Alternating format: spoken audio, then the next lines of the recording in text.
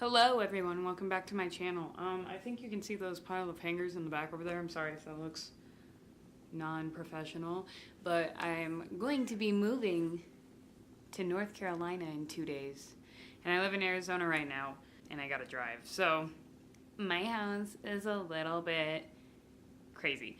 So, I'm gonna be doing a tutorial kind of video, how-to video today, but I wanted to first show this cool thing that my dad gave me for Christmas since I'm not gonna be here when Christmas time happens. I don't know if you hear that, but my cat is chewing on something. This is my cat. He is coming to North Carolina with me. I will be showing you that because I'm gonna be probably taking it, well, not probably, I'm definitely gonna be taking it to North Carolina and using it because in my last video, it would have been very helpful since I was not doing the best at holding the camera steady because I'm a failure in life. Alright, so basically what it is, it's, hello Murdoch, you attach your camera onto it and it becomes more steady when you take videos, photos, etc.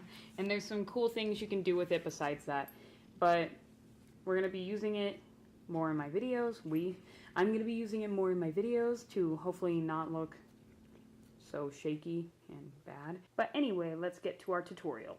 So my goal today is to be making a custom band tee because I'm going to a concert while this is being made tomorrow technically. But so first I got my t-shirt, and it could be any t-shirt, preferably cotton. I got mine at Hobby Lobby. Everything I have purchased is from Hobby Lobby.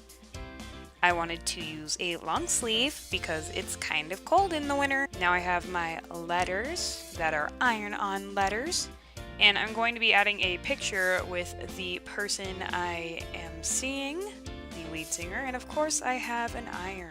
I also forgot to mention, I will be needing scissors, so grab some scissors. So first, of course, I'm going to plug in the iron so that it's ready when I need it. It should be set to cotton. Make sure it's not steaming. I know mine was steaming. The steaming doesn't necessarily matter when you're putting on the letters. It mostly matters if you're doing the photo. So make sure if you're doing the photo thing that I'm going to be doing, set your iron to no steam. I also noticed that my ironing board is kind of gross-ish, but I promise I didn't do that. Alright, first I really need to make sure that when I'm putting the letters on, they're exactly where I want them. So there's going to be a lot of readjusting and just making sure they're exactly where I want them to go. Make sure you're ironing on the correct side. So the rougher side for this product particularly is the side that's going to be touching the fabric of the shirt. The more softer, gentler side is going to be the side that the iron is going to go on. These letters are just peel and stick basically, but the sticking is the iron. So really not stick, but you just peel them off and they're ready to go.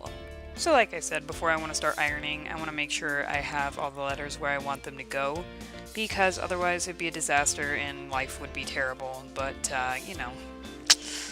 So don't make it worse than it already is. So when you're ironing the letters on, you're going to want to keep that iron on 10 to 15 seconds. There's some parts where I'm moving the iron around barely, or just keeping it where it's at. It really doesn't matter.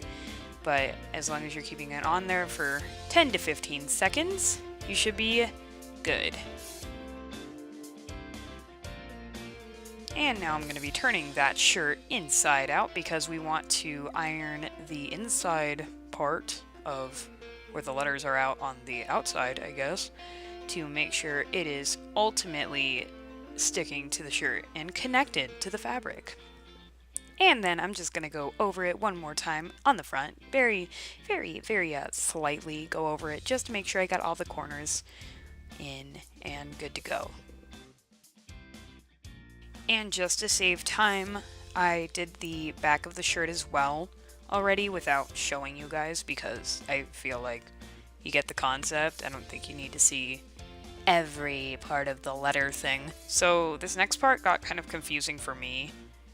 So I'm sorry, I'm a mess. So basically, when you have the picture or whatever your design, whatever it is, printed out on that special paper, you cut out the paper so that you have exactly what you want on the shirt. So there's going to be the excess white parts of the paper. You got to cut out the design. And I cut out the design a little bit late, where I already took the backing off of the picture. So it got a little more complicated than it needed to be.